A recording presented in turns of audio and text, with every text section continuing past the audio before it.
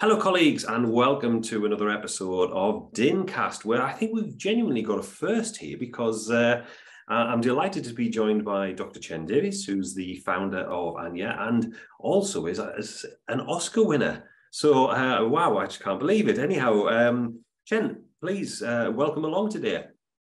Hi, everybody. It's my honor to be here today and to share my experience and my learnings. And thank you, Ian, for inviting me here. You're very welcome, and it's what a story it actually is as well. And I know, as I say, it's been a real adventure for you, and it's so great to see you having such success as you are now. But for those people who perhaps haven't sort of heard about you or heard about Anya, do you want to just sort of give us a brief introduction to yourself and your journey?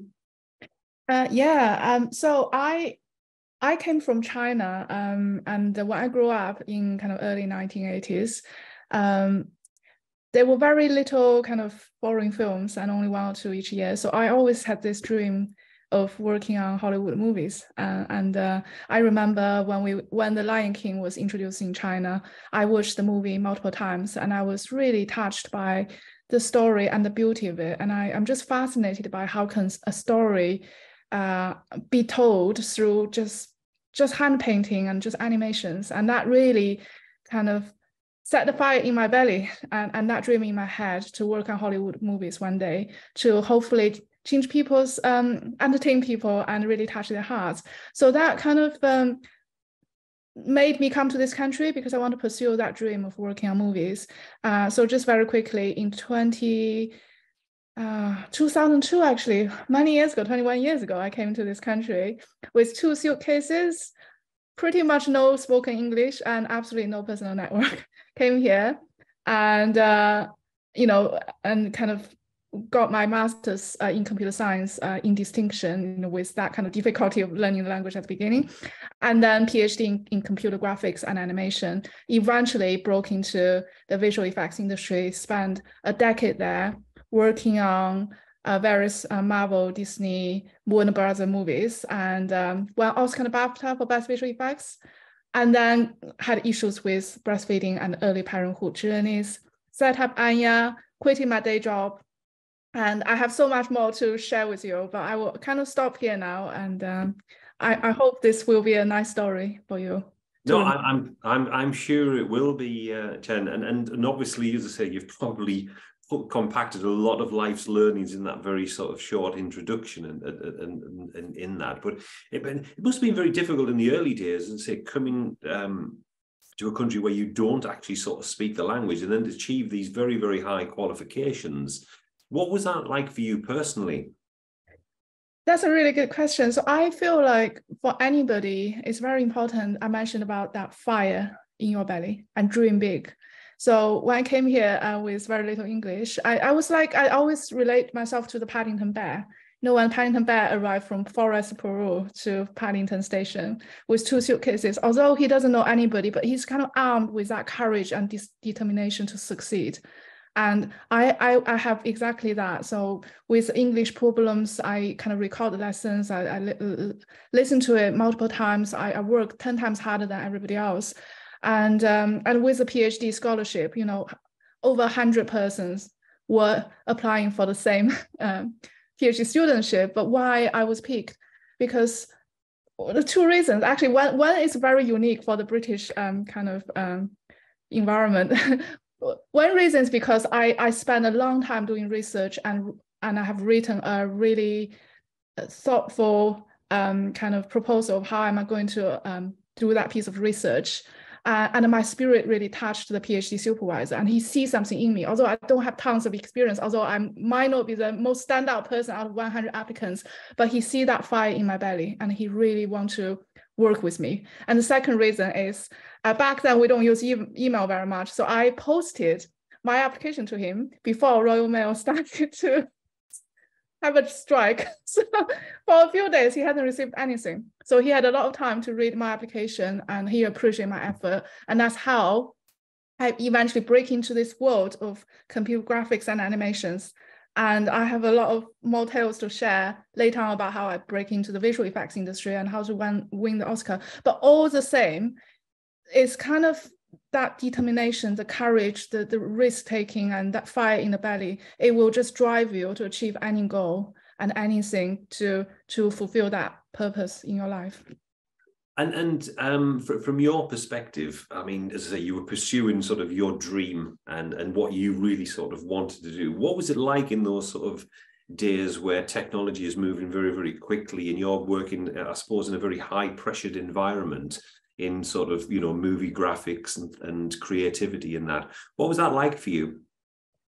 It's pretty interesting. When I work on the movies, I have to learn all the time. I have to learn constantly about because what I do is I am a computer scientist. I need to develop technology and software to enable artists to create stunning visual effects in some really big movies. And then we always need to break down the shots and sequence and think about, for this particular effect, 2 cars crashed with each other and then 1 car falling into the river.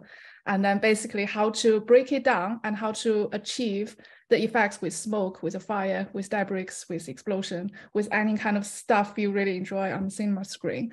So then we need to really understand the math, the physics, you know, what goes on behind the scene, but then try to make it dramatic, try to make it look visually amazing, but flawless on a big screen.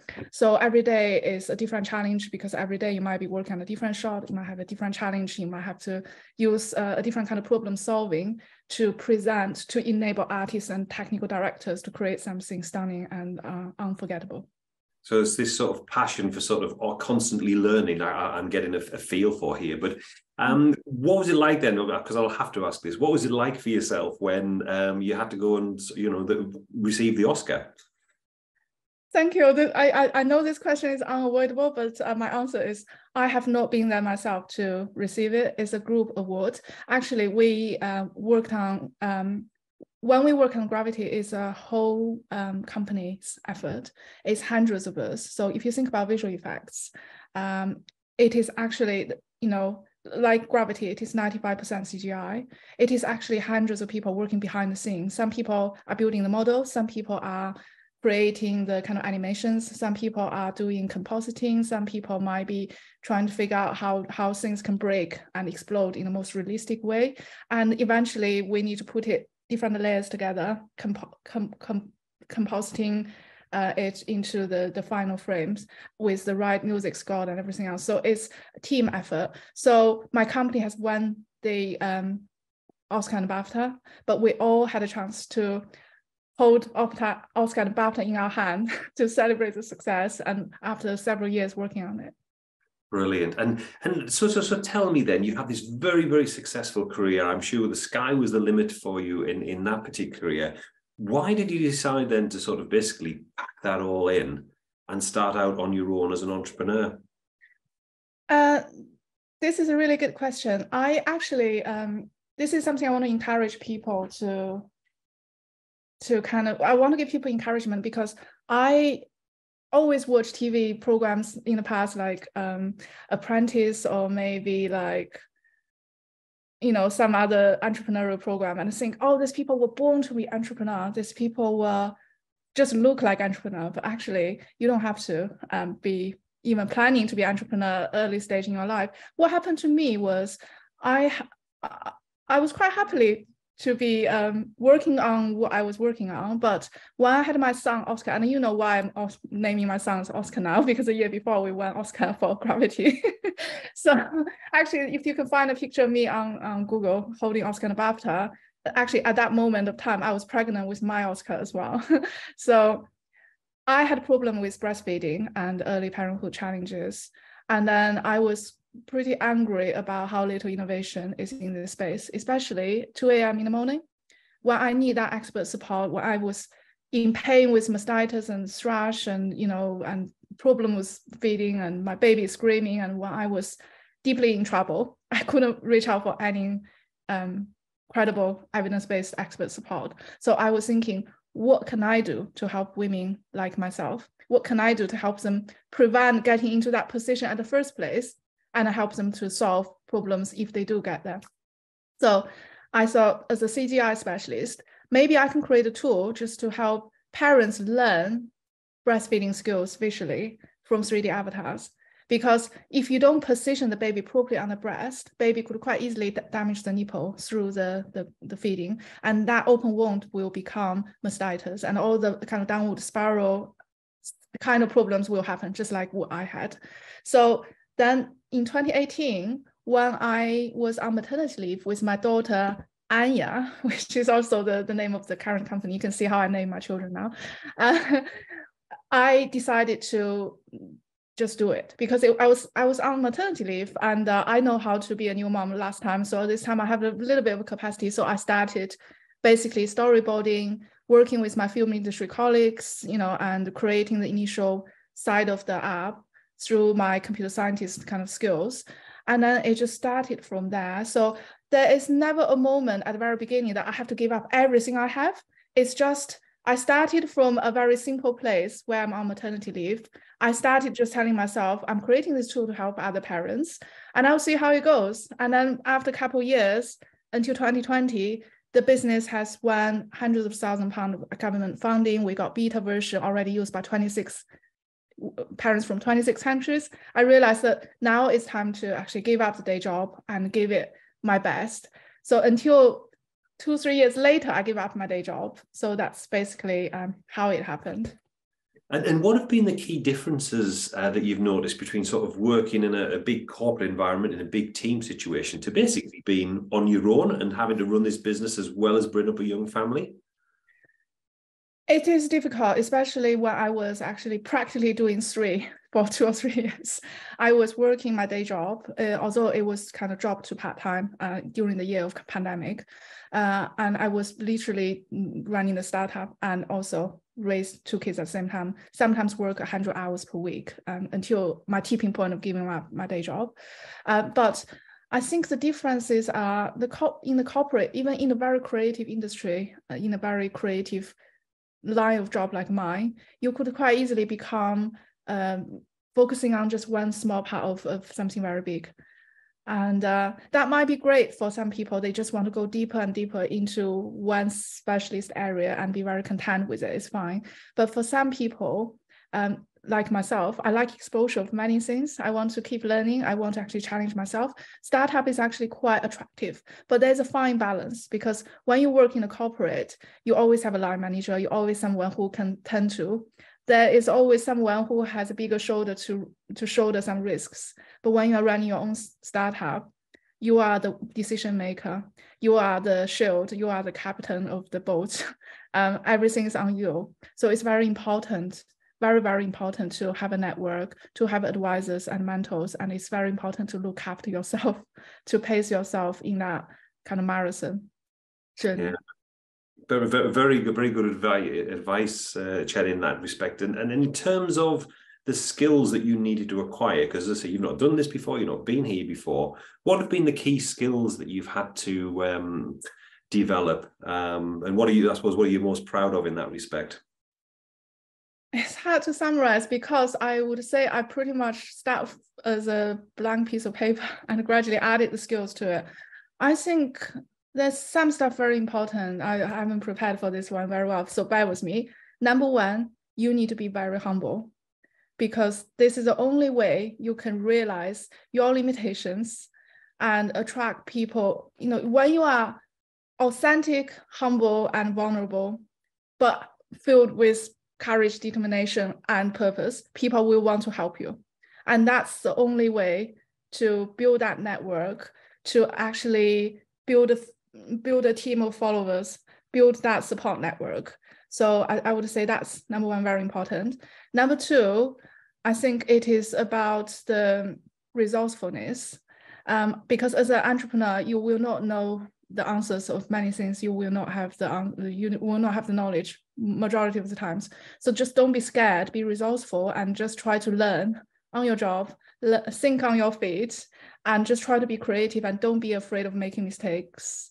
And number three, I think not a skill, but a quality that is super important is resilience.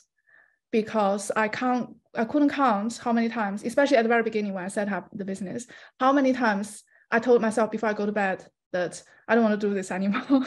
But I told myself, tomorrow morning I wake up, I'll think about it again. Tomorrow morning, the next morning is always a little bit better than the night before. So I always find another door open for me, another thing that encouraged me to carry on. And now I have a team of 20. I have an app that is serving over 4.3 million NHS service users. I have users from over 100 countries. I know that little bit of incremental step of making a difference and not giving up is eventually reaching a milestone, and this business will be hopefully successful and sustainable. So those three things I mentioned: be humble, be resourceful, and also be resilient. Brilliant. And sort of just looking back from where you are now, is there anything you might have done differently from when you started out?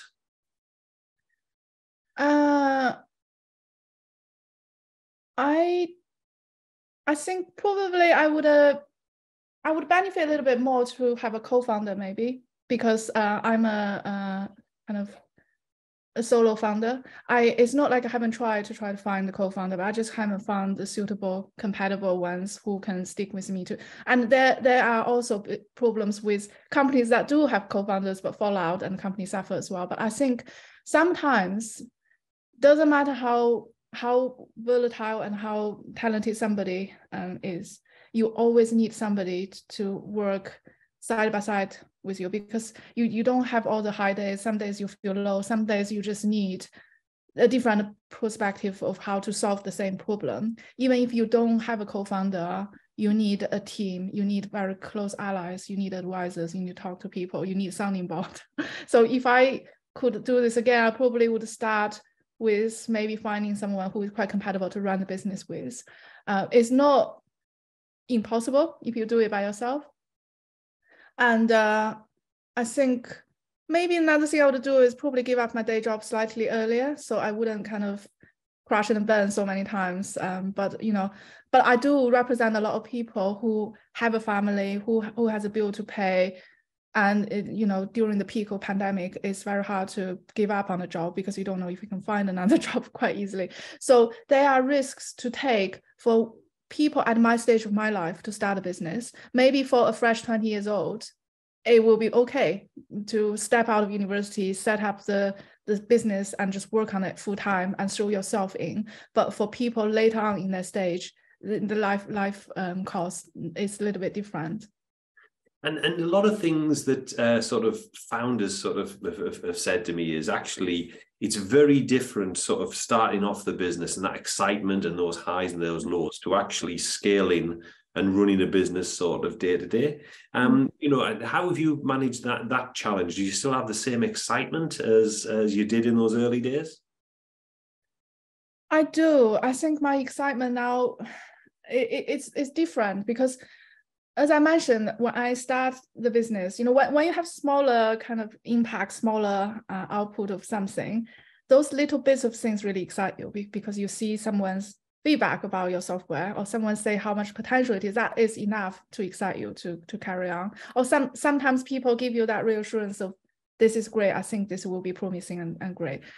But now when you are scaling the business, you have different challenges because I have to do with finance, HR, a lot of things I probably don't want to deal with. And, it's not as simple anymore. But now I look at the impact and outcome. I look at the bigger scale this business is creating. I look at things from the kind of the bird eye view of how many millions of people, the population are covered by the solution. And I look at how we double the breastfeeding rate. I look at how we improve people's lives from the kind of statistics, but I still get excited when I see people sending the testimonials of 2 a.m. in the morning, the darkest night, the most desperate moment, Anya has helped me.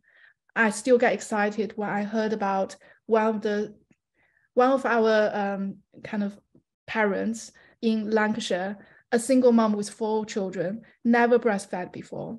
She got supported by us. She breastfed. Now she can show all the women living in her council estate that you can do this too. And I just feel immensely honored that I could be part of changing people's lives, improving the life expectancy of this woman and her children and many generations to come. And this gives me that fuel and energy to get up every morning and continue. to do what I'm doing. Well, look, that's a brilliant way to sort of finish our DINCast today, Chen. I really inspire anybody who watches this is going to get a whole lot out of it. And we will share the link to Anya as well. And anybody who's got any questions, they can come back to you directly. But for today, thank you so much for your time. Thank you for having me here.